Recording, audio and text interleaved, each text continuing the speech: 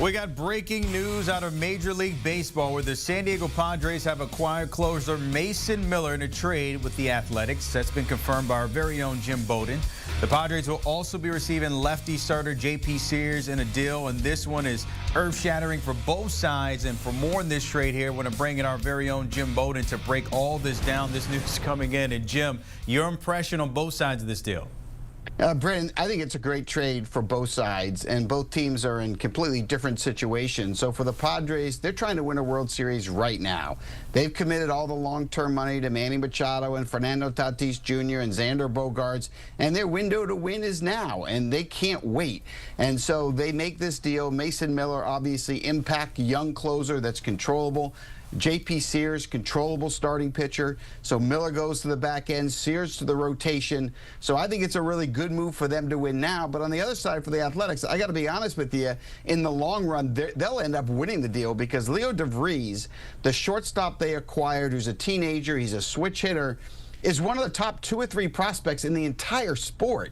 He's got a chance really to be a star and actually brings back some memories perhaps of when the Padres traded James Wood to the Nationals or when they acquired Fernando Tatis Jr. from the White Sox, because this is a young player that has that type of upside. So I think it's going to be a deal that works really well for San Diego in the short run, but more importantly for the Athletics in the long run. By the way, look at his numbers, hitting .248, 6 homers this year, and number 3 when it comes to the MLB pipeline. So, as you said, the future is bright for him. I want to go back to the Padres, though, because they're probably not done. What's next for A.J. Preller?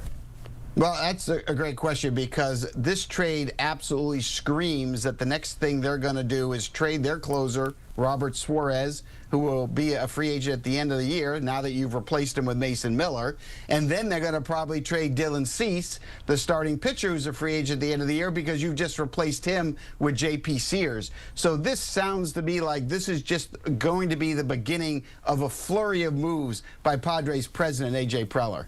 If you're looking at Mason Miller, we're assuming that he's not going to be a closer long term. There may be a chance to start. There's some stories swirling around there.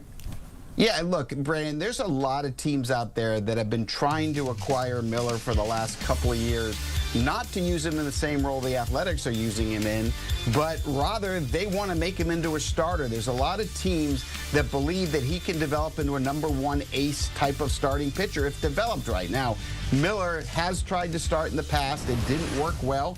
He was one that wanted to be in the bullpen. The Athletics accommodated him. But I think what you'll see happen is the Padres will use him to close this year, and then I think you'll see for next year they'll probably convert him into a starter. But the one thing we do know, he's got as good a stuff as anyone in baseball. Hit triple digits consistently, nasty off-speed pitches, and has great makeup and character. This is a huge, huge pickup for the Padres. Based on this Padres pickup here for them, Jim, I have to ask you, does this help them contend there for years to come with the Dodgers in terms of that pitching when it comes to Miller and the upside? I mean, I think it helps them continue this run as a contender, right? I'm not saying it's these are moves that are going to push them past the Dodgers, but in terms of being a postseason threat as a wild card team or being in contention, it expands the window, right? Knowing you're going to lose Suarez and Cease, that's a blow for next year, not just this year. So be able to get those 2 guys today, Miller and Sears from the Athletics, that allows you to extend the window another year or 2. And I think that's what's really important about this trade for them. Also, Jim, just to put a bow on it, Eugenio Suarez, that deal's official now to Seattle, of course. So if you're the Mariners, you're very happy because you finally get officially that bat added there with Cal Raleigh. But just your interpretation and reaction to see those 2 in that lineup.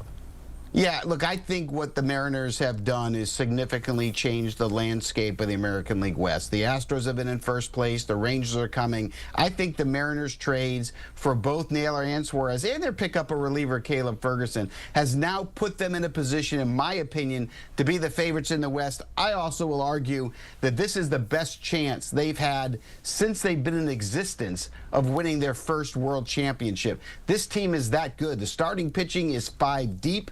Their bullpen has a lights-out closer in Munoz, and now you have a lineup top to bottom that is well-balanced right and left. They've got power, they've got speed, they've got defense. This is a team to watch here in August and September, which will lead to October, which could be exciting in Seattle. 2 bats we can see hit 50. That's something we will be watching. Jim Bowden, I told you we were going to be busy. No nap time, my friend. Appreciate you with all the breaking news when it comes to everything on the diamond. Take a look at it. The Mariners moving up in the world, 16-1 odds there when it comes to the World Series.